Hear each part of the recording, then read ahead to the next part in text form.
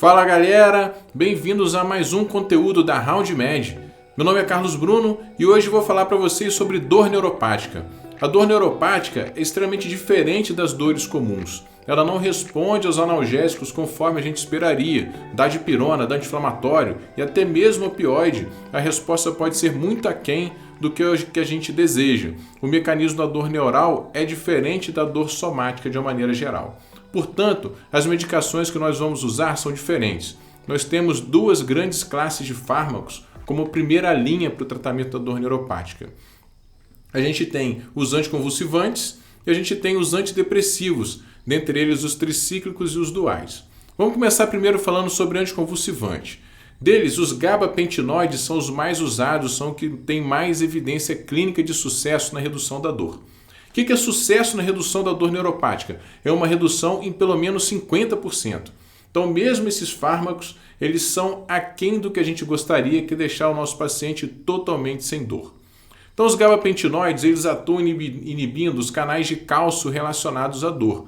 Os mecanismos são múltiplos, também bloqueiam a neurotransmissão via glutamato, noradrenalina, peptídeo P, modulam a via noradrenérgica medular e tem efeito até mesmo na cascata inflamatória glial. O fato é que na imensa maioria das vezes a gente não sabe exatamente como funcionam, o fato é que os estudos mostram que assim há benefício na redução da dor com o uso de gabapentinoides, principalmente na neuralgia pós-herpética e na dor neuropática relacionada à neuropatia diabética.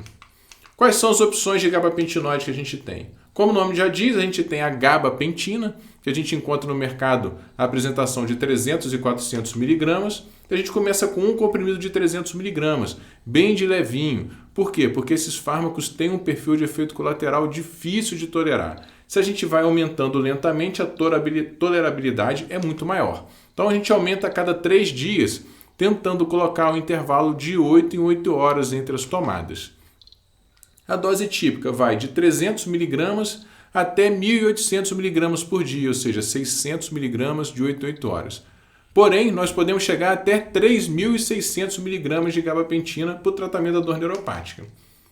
Já a pré-gabalina é parecida com a gabapentina. A apresentação que a gente tem no mercado é de 25, 50, 75 e 150 mg. Geralmente eu começo com 75 mg.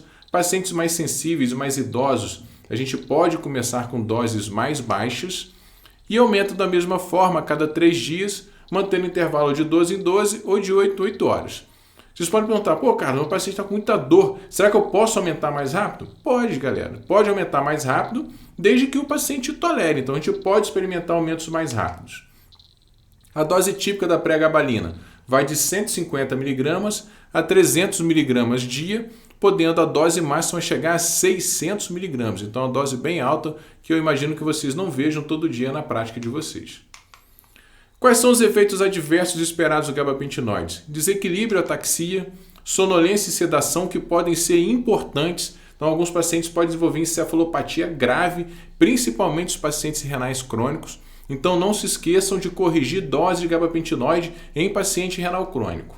Pode causar edema periférico, efeitos anticolinérgicos como xerostomia, xeroftalmia, constipação, cefaleia, insônia e diminuição da libido também estão entre os efeitos colaterais mais frequentes. Mas o mais comum é desequilíbrio, ataxia e sonolência excessiva que a gente pode encontrar. Já a carbamazepina e oxcarbazepina também estão dentro da classe dos anticonvulsivantes. Eles atuam inibindo os canais de sódio voltagem dependentes. São as drogas de primeira linha para o tratamento da neuralgia relacionada ao trigêmeo. A neuralgia do trigêmeo responde muito bem a carbamazepina e oxcarbazepina, drogas de primeira linha. Porém, para outras causas de dor neuropática, esses fármacos são considerados segunda linha e a gente usa geralmente em associação com drogas de primeira linha. Geralmente são usados como adjuvantes. E o perfil de efeitos colaterais não é muito favorável, principalmente da carbamazepina, além de ter várias interações medicamentosas também. A carbamazepina a gente tem a apresentação de 200 ou 400 mg e a gente vai começar com 200 mg e aumentando da mesma forma a cada 3 dias, de 8 a 8 horas, mantendo o intervalo entre as doses, E tem a fórmula CR também, o Tegretol CR, que pode ser feito de forma mais espaçada a cada 12 horas. A dose usual vai de 600 a 1.200 mg por dia. E a oxcarbazepina, nós temos a apresentação de 300 e 600, e a gente começa com 300 mg e vai subindo também a cada 3 dias, mantendo intervalos de 12 em 12 horas. E a dose usual vai ser de 600 a 1.800 mg dia. Eventualmente a gente pode usar até doses maiores, sempre levando em consideração a capacidade do paciente tolerar esses fármacos. Os efeitos adversos mais comuns da mesma forma são desequilíbrio, ataxia e visão dupla, diplopia. Sonolência e sedação também são bastante frequentes, limitando o seu uso. Efeitos anticolinérgicos também ocorrem, alterações do humor, mas vocês devem ter bastante atenção a alterações cutâneas alérgicas. Esses pacientes podem desenvolver síndrome de Stevens-Johnson ou lesão hepática também na síndrome de Tress, associada ao uso desses fármacos. E dentro dos distúrbios hematológicos, leucopenia é bastante frequente. Com a retirada do fármaco, a leucopenia melhora, então não precisem ficar preocupados com a leucopenia leve com o uso de carbamazepina ou oxcarbazepina. Os antidepressivos tricíclicos estão migrando para uma outra classe, saímos dos anticonvulsivantes, estamos falando de antidepressivo. Eles atuam de diversas formas, modulando a dor periférica e os receptores da dor. E também atuam na sensibilização central também, que esses pacientes normalmente têm. Além disso, advoga-se algum efeito anti-inflamatório. Os antidepressivos tricíclicos, eles têm um NNT, então o número necessário a tratar para que ele tenha um efeito de 3,6. Galera, isso é muito baixo. Isso quer dizer o quê? Que esse fármaco funciona muito bem. Poucas pessoas precisam ser tratadas para um ter benefício. Porém, o NNH, que é o número necessário para fazer mal, é de 6 a 28. O que isso quer dizer? Que poucas pessoas também toleram esses fármacos. Então a mensagem para levar para casa é que eles são muito eficazes, mas são difíceis de tolerar. O que não quer dizer que a gente não deva usar. Eu uso muito antidepressivo tricíclico para tratamento de dor neuropática e tenho respostas muito boas. Eu tenho a amitriptilina ou a nortriptilina. A nortriptilina é considerada um fármaco que tem um pouco menos de efeito adverso anticolinérgico.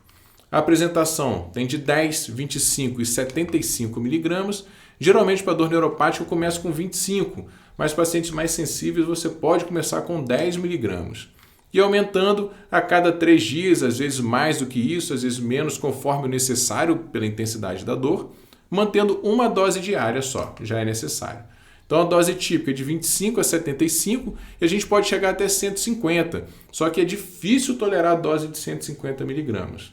Mas se eu tenho um paciente que é deprimido, eu quero tratar depressão também, os tricíclicos acima de 100 mg têm um excelente efeito antidepressivo. Então eu posso também, uma única medicação, tentar resolver 2 problemas, a dor e o transtorno do humor.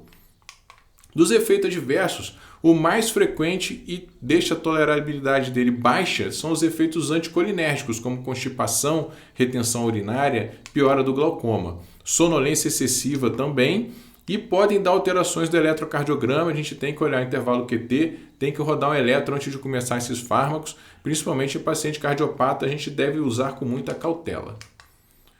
Já os antidepressivos duais são aqueles que inibem noradrenalina e serotonina, que atuam de forma semelhante aos tricíclicos, mas tem um NNT de 6,4 e o NNH de 11,8. O que isso quer dizer? Que esses fármacos eles são eficazes também, um pouco menos eficazes do que os tricíclicos, porém são melhores tolerados. Eu uso muito dual e considero principalmente nos pacientes que já têm depressão e ansiedade importantes associada à dor neuropática. Eu uso a venlafaxina, que tem apresentações de 37,5, 75 e 150 mg. Eu começo com 75 e vou aumentando a cada 7 dias, 14 dias, mantendo sempre uma dose diária, chegando à dose máxima de 225 mg se necessário. Além dele, eu tenho a duloxetina. A duloxetina, a gente tem apresentações de 30 e 60 mg. Geralmente começa com 30 a 60 mg, paciente mais jovem tolera bem começar direto com 60 e eu posso chegar até doses de 120 mg por dia, apesar de não ser muito comum, mantendo uma dose diária. Esses foram os fármacos de primeira linha. O que eu tenho para tratamento de segunda linha? Eu tenho os anestésicos tópicos que eu posso usar a lidocaína. A lidocaína tem lidocaína em PET, que é chamado Toperma, que a gente aplica na área da dor. Só que tem a limitação, a superfície que tem dor neuropática tem que ser pequena, porque aquele emplastro não é capaz de cobrir uma grande área. Existe a possibilidade de usar spray também e até mesmo infusão venosa de lidocaína para casos refratários. Mas aí você vai fazer em ambiente hospitalar, esse paciente com monitor cardíaco, por causa dos efeitos adversos da lidocaína venosa, que é um antiarrítmico. Outra opção que a gente tem de anestésico tópico é a capsaicina, que a gente tem apresentações de 0,25 mg por grama ou 0,75 mg por grama. O fármaco que tem no mercado, que eu já ouvi falar, é o chamado Moment. Ele atua como? Ele atua saturando os receptores de dor, né? E causa muita dor no início, dá aquela dor, aquela queimação no início. Logo depois essa dor passa, os receptores estão saturados e fica uma sensação de anestesia depois. A gente só não pode aplicar na pele ferida e tomar muito cuidado com os olhos, porque é um derivado da pimenta, né? E os opioides? Os opioides são considerados tratamentos de terceira linha. A gente pode usar morfina, oxicodona ou metadona. E eles têm alguma ação na dor neuropática. Mas dor neuropática geralmente é uma dor crônica, uma dor de longa duração. E a gente sabe que esses fármacos estão associados à dependência química grave. Então eu não uso opioide para dor neuropática, nunca precisei usar, a não ser que você tenha um paciente com dor neuropática e uma sobrevida pequena, como um paciente oncológico que já tem uma doença avançada, infelizmente intratável. A gente pode usar o opioide com muito menos risco por conta do uso não ser por um período tão prolongado. Outras opções de terceira linha que a gente tem é a infusão de ketamina, a amantadina, que é um antiviral e usado também no tratamento de Parkinson, e a mimantina. Mas os tratamentos de primeira linha, que são os mais usados, a gente não deve esquecer, recordando para vocês, anticonvulsivantes, gabapentina, pregabalina. Em segunda linha, a gente pode usar como anticonvulsivante carbamazepina e oxcarbazepina, principalmente na neuralgia do trigêmeo, e os antidepressivos tricíclicos ou duais. Usando esses fármacos da forma correta, vocês vão ver que o resultado para a dor neuropática vai ser bastante interessante e vocês vão conseguir ajudar muitos pacientes. No meu dia a dia, eu vejo que muitas das vezes pessoas não conseguem detectar corretamente que aquela dor é neuropática e acabam usando esses fármacos indevidamente para dores que não são de origem neural. Então, se você quer saber um pouco mais, essa semana a gente vai liberar o nosso conteúdo do Passando o Round. Passando o Round é o nosso programa contínuo de aperfeiçoamento, de reciclagem clínica médica. A gente traz casos clínicos reais que a gente acompanha e fala sobre o tratamento. Nessa semana vai ser a dor neuropática. Eu vou explicar exatamente como é o diagnóstico da dor neuropática, porque para eu tratar corretamente eu preciso ter o diagnóstico correto. E fazer o diagnóstico de dor neuropática não é difícil, mas a maioria das pessoas não domina os mecanismos e os testes que a gente precisa fazer. A partir do diagnóstico correto, a gente parte para o tratamento e aí vocês vão conseguir entregar aquilo que a gente quer: alívio, conforto e tranquilidade para os nossos pacientes, né? A medicina é muito prazerosa e a gente tem que estar sempre se aperfeiçoando para a gente conseguir ajudar as pessoas. Um abraço para vocês e até a próxima!